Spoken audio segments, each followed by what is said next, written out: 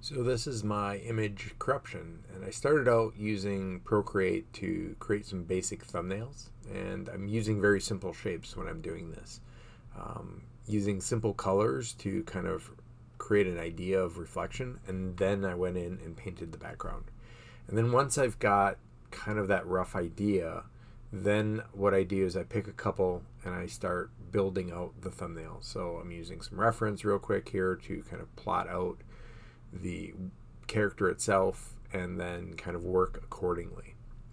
Now, the thumbnail process is a lot of just kind of filling in the details that the original thumbnail didn't get. And that's going to give me the kind of pieces that I need to kind of go through. Now, one of the things that I've been starting to do is use AI to question my decisions on my artwork.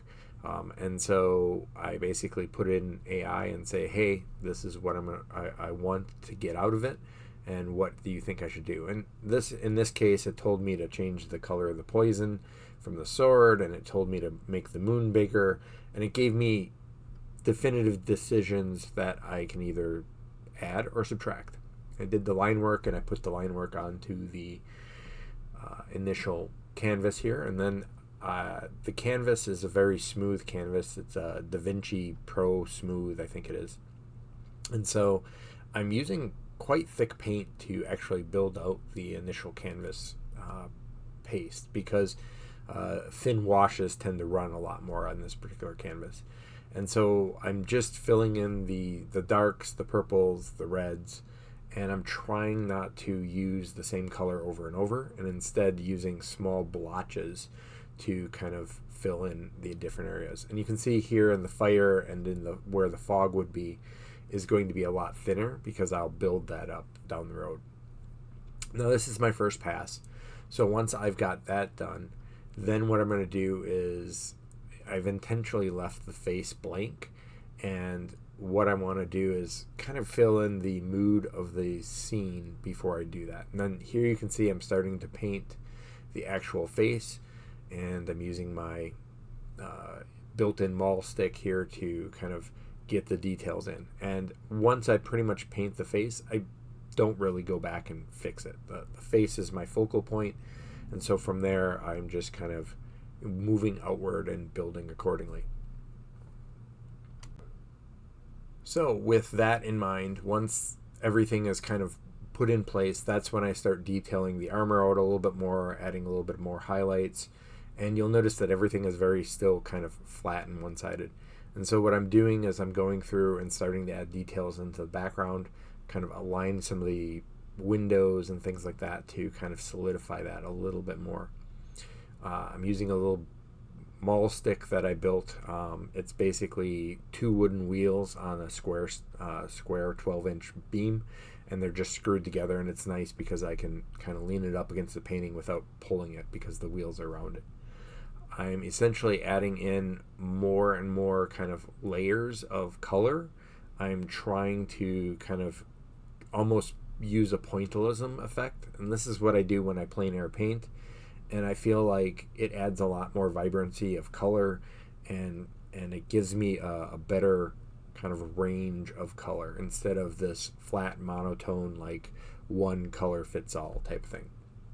And then from there, I'm filling in the whites, or the lights in the windows, and I don't want the lights to compete too much with the moon, so I'm going to go back over and kind of paint those down a little bit as well.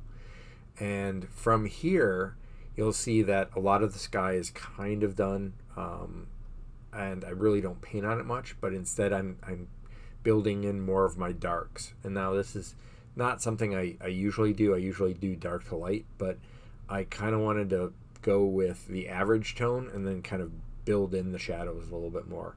And I leave a little bit of open space in the darks to let some of the underlying color to come through the painting as well. A lot of this is just simple left and rights, like flat brush, very simple.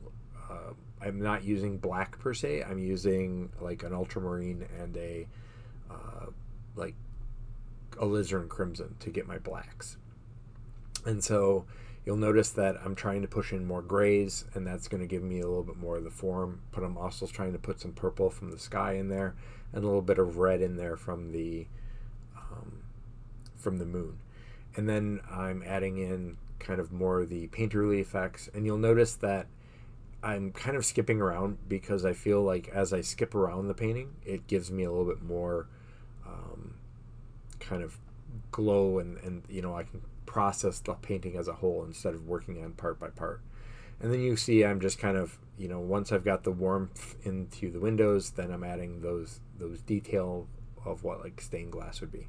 I'm using I think it's a drywall trowel, and it's actually used quite a bit for large areas, and it's a great straight edge. Instead of trying to hold a ruler or something like that, it's got a nice handle, and that's a nice feature. I'm adding in more blues into the armor and adding in more of those features to kind of sell that, the different color of armor, a little bit more rich colors to give a little bit better reflection. And you'll notice that I started out with the fire from the blade, and that started with a very low, very simple kind of muddy red tone, and then I started adding in more colors, and I started building lighter and lighter areas on top of it, and that gives me the form, I think, of the fire. And then from here, I'm going in and kind of detailing the different armor pieces. I don't want the armor so detailed that it detracts from the rest of the piece, so it's very dark as a whole.